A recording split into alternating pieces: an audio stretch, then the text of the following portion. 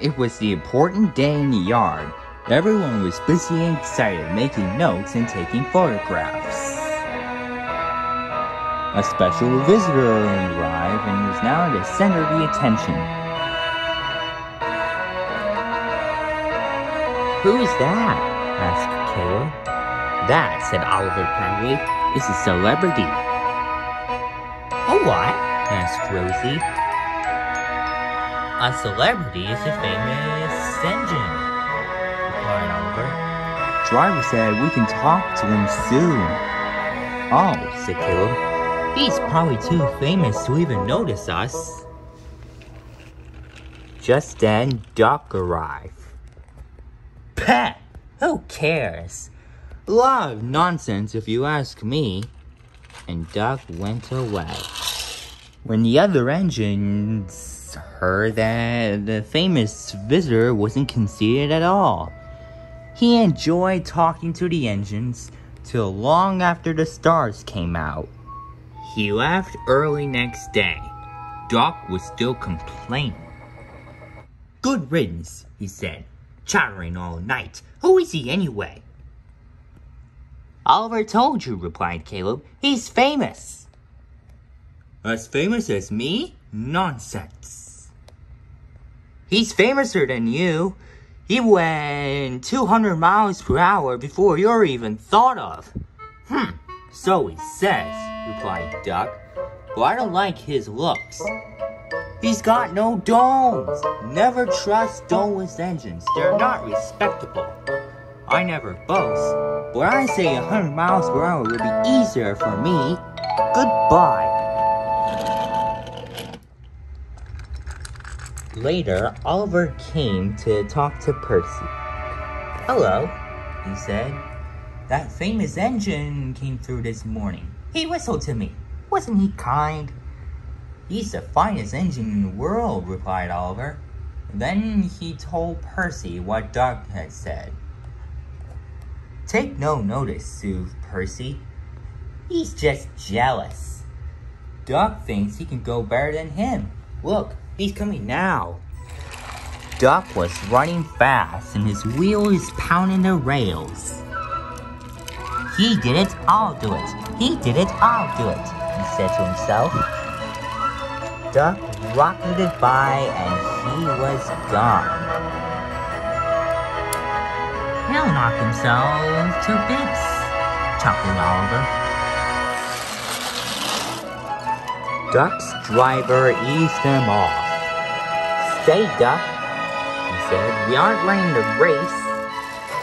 "We are then," said Duck, but he said it to himself. But then Duck began to feel strange. "The top of my boiler feels funny," he said. "It feels like something is loose. I better go slower." But it was no good. On a mountain track, they met a wind. It was a teasing wind with suddenly blow puffs. Duck thought it wanted him to push him off the bridge. "No, you don't," he said firmly. But the wind had other ideas. It curled around Duck's loose stone and it fell into the water. Duck felt uncomfortable. The wind blew around in his cold boiler where his dome should be, and he felt silly without it. He found Emily standing by the wishing tree. Emily could see Duck had lost his dome, and she laughed so hard, and Duck felt embarrassed. On his way to the shed, Duck ordered his driver to stop and fetch his dome. "We'll never find it now," he said. "You'll have to go to a steamworks for a new one." Duck was cross.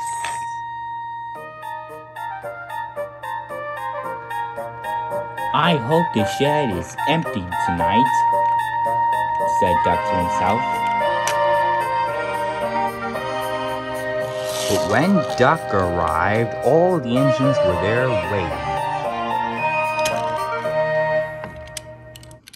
Never trust Doneless engines, said Thomas. They aren't respectable. The next day, when Duck went to the steamworks, Donald and Douglas were talking about their Halloween adventure. So, I found Mavis stranded in the main line. So, what did you do?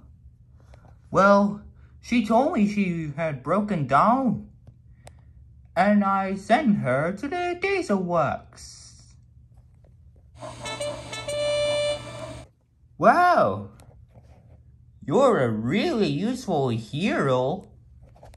Oh, thank you, Dougie.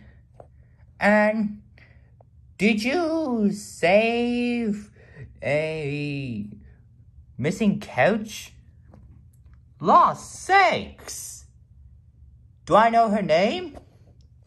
Oh, her name is Maria. Named after a mermaid. I see. Now, who is that? I don't know.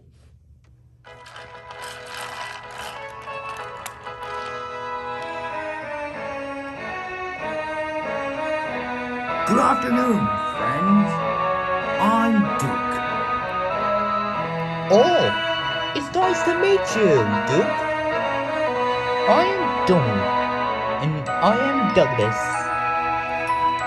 And Donald is 9, and Douglas is 10. Oh, too bad that I don't have a number on me, but that's okay. I'm going to help Doug for a while. Oh, that's good. Just let me fetch your coaches. No worries. I can fetch my own coaches. Lost sakes, Duke. You can? Indeed. Gordon's been treating Thomas like a slave. Ah, Gordon's just jealous. Indeed he is. Never go find a turntable.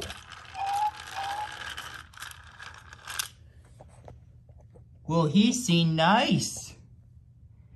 Ah, I understand.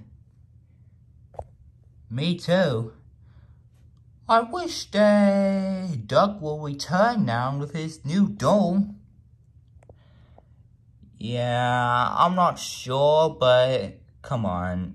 We need to head home.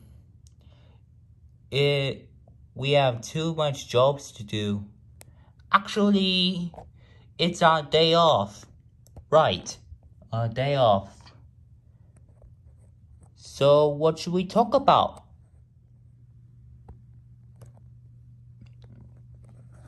So, Duke, it's been a pleasure to meet you after so long. Indeed. I was rescued by the rescuers. But that was years ago. I know. Well, I better take these passengers to Vickerstown. Good luck.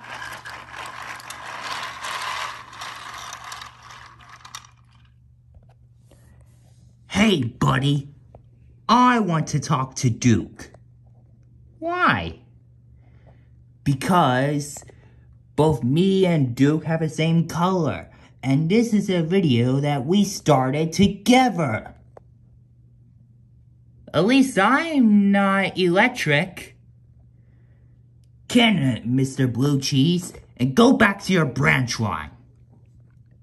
Fine.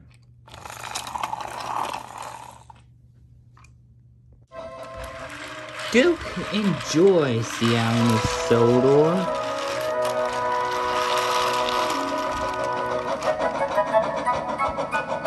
He was very kind and enjoys talking to the other engines.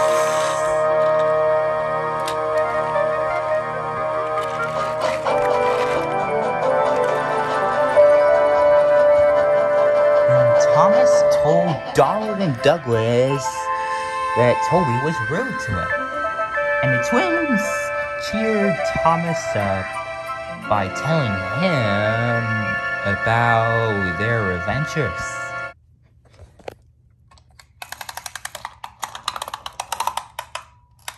So Top Hat was in his office. Did you say the visitor is coming? Well, I'll tell my engines. You're welcome. So, how did you get rescued by Henry? Oh, I'll explain later. Yeah, I told Stepney about it once. Oh, so was he angry? Not anymore. Oh, I see. Good evening. As you could tell, the sun is setting. A special visitor is coming. So I want all of you to look shiny and clean. We'll do our best, sir. Indeed. That's good. Well, it's time for me to go to Vickerstown Sheds. Well, we'll see you tomorrow. Sir Top Hat was excited too. He arrived at Knapford Station, and Harold the helicopter arrived with the important visitor. But that's a story for another day.